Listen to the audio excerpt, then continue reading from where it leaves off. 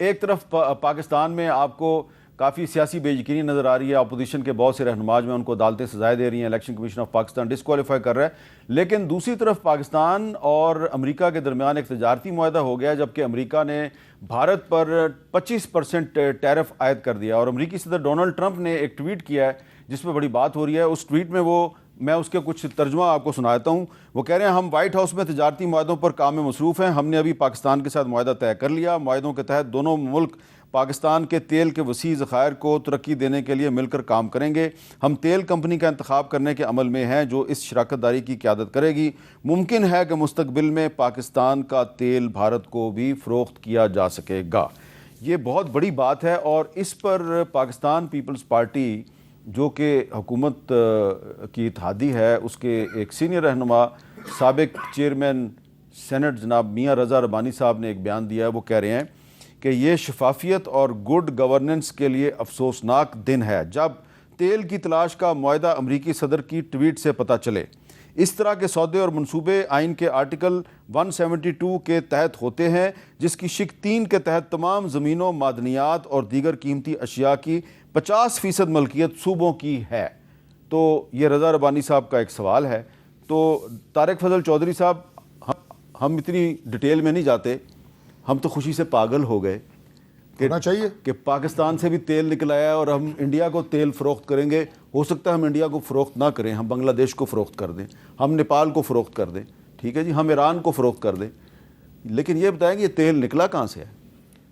میر صاحب، آپ نے جو کہا نا کہ ہم خوشی سے پاگل ہو گئے، ہونا چاہیے۔ ہاں، وجہ کیا ہے؟ وجہ صرف آپ ایک ٹویٹ نہ دیکھیں، آپ اپنی گلوبل ایکسیپٹنس دیکھیں پاکستان کی بین الاقوامی دنیا میں، اور لوگ امریکہ کی طرف دیکھتے ہیں ایک ٹیلی فون کال کے لیے عمران خان صاحب کہ کاش کہ مجھے ڈونلڈ ٹرمپ پہ کال کر دے، باقاعدہ وہاں پہ لابی کی گئی ایک کال کے لیے، وہ نہیں گئی۔ اس کے بعد اب جب ڈونلڈ ٹرمپ کا الیکشن ہو رہا تھا تو تحریک انصاف نے دوبارہ لابنگ کی، وہ بھی بیسیکلی پاکستان کے خلاف تھی، ہمارے سسٹم کے خلاف تھی، لیکن کیا کہ ڈونلڈ ٹرمپ صاحب الیکشن جیتیں گے، اگلا فون جناب پاکستان کھڑکائیں گے کہ عمران خان کو باہر کڈو، اور عمران خان صاحب رہا ہو جائیں گے۔ اس کے لیے بھی انہوں نے وہاں ملینز آف ڈالرز خرچ کیے۔ آپ کو نریندر مودی کے انجام سے بھی سبق سیکھنا چاہیے۔ جو امریکہ گیا، اس نے ڈونلڈ ٹرمپ کی الیکشن کمپین چلائی اور کہا کہ اب کی بار ٹرمپ کی سرکار، اور اب ٹرمپ جو ہے اس نے اس کو رسوا کر دیا ہے پوری دنیا میں۔ تو ٹرمپ اتنا قابل اعتبار تو نہیں ہے۔ بات ٹرمپ کی، ہماری کسی کی میں نے ذاتی دوستی کی نہیں کی، میں نے کہا جناب کہ پرائم منسٹر جو ہے ہمارا، پریزیڈنٹ ٹرمپ پرائم منسٹر کا یا ہمارا کوئی ذاتی دوستوں میں ہیں، بالکل دوست بھی ہیں، اچھے تعلق بھی ہیں، ہونے بھی چاہیے، لیکن یہ بات ہو رہی ہے ملک کی۔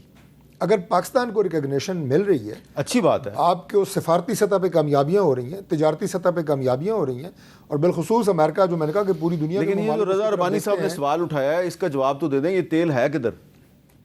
سر تیل جو ہے یہ اس کے مخصوص جو ڈپارٹمنٹ ہوتے ہیں، کیونکہ یہ ظاہر ہے کلاسیفائڈ انفارمیشن بھی ہوتی ہے، اور پلس ٹیکنیکل بات ہے نا، یہ ایسا تو نہیں ہے، اس لیے پوچھ رہا ہوں، وہ آپ کو ہمارا جو ٹیکنیکل لوگ ہیں، جو ہماری وزارت ہے، وہ آپ کو ایگزیکٹلی بتائے گی کہ تیل کہاں سے نکلا۔ میں اب اندازوں کی بنیاد پہ تو بات نہیں کر سکتا، لیکن میں اس تمام میکانزم سے پاکستان کو جو انٹرنیشنل ہاریزن پہ جو ہائی لائٹ ملی ہے، ریکگنیشن ملی ہے، عزت ملی ہے، مجھے اس کی خوشی ہے۔ بالکل، اس سے ہم بھی بہت خوش ہیں۔ جو ہے وہ آگے بڑھ رہا ہے، اور دنیا پاکستان کو اب ایک انتہائی بہترین، مضبوط، اور خاص طور پہ اس خطے میں جو اس کا ایک آپ یہ کہیں کہ ایک سٹیبلائزر، پیس سٹیبلائزر کے طور پہ بھی لوگ ہمیں دیکھ رہے ہیں، بالکل جان رہے ہیں، اسی وجہ سے آپ کو اللہ کے فضل سے عزت مل رہی ہے۔ عمیر نیائی صاحب، جب تحریک انصاف کی حکومت تھی، عمران خان صاحب وزیر اعظم تھے، مجھے یاد ہے اسی طرح کی خبریں آئی تھیں اس وقت بھی کہ کوئی تیل کے ذخائر نکلے ہیں، اور جناب عمران خان صاحب نے بھی ایک دفعہ مجھے یاد ہے کہا تھا جی کہ بہت بڑی خوشخبری آپ کو ملنے والی ہے،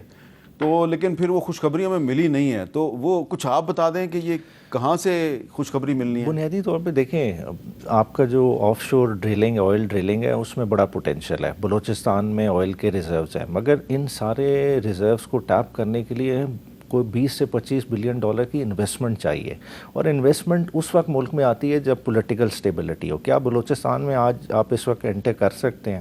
کیا گوادر کے شور پہ آپ کھلے عام کام کر سکتے ہیں جہاں آپ کے چائنیز محفوظ نہیں ہیں؟ تو دیکھیں وہ انوائرمنٹ بنانی ضروری ہے۔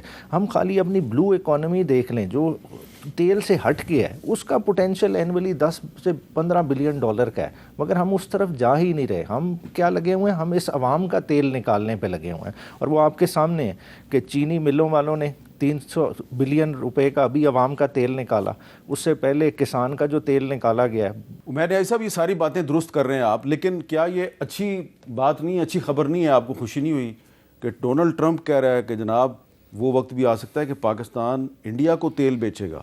نہیں، نیچرلی دیکھیں پاکستان کا پوٹینشیل بہت بڑا ہے، مگر ہم اپنے عوام کو اس پوٹینشیل میں شامل ہی نہیں کر رہے. دیکھیں بات ہے کہ جو ابھی آپ نے رضا ربانی صاحب کی بات کی، دوسرے سیاستدانوں کی بات کریں، بلوچ نیشنلسٹ کو آج آپ نے ناراض کیا ہے، انہی فیصلوں کی وجہ سے کیا ہوا ہے نا. جن کے ذخائر ہیں، جو بیٹھے ہوئے ہیں اوپر، ان کو آپ کنسلٹ ہی نہیں کرتے. دیکھیں اچھا، اس پہ طارق فضل چودھری صاحب چھوٹا سا ایک جواب دے دینا.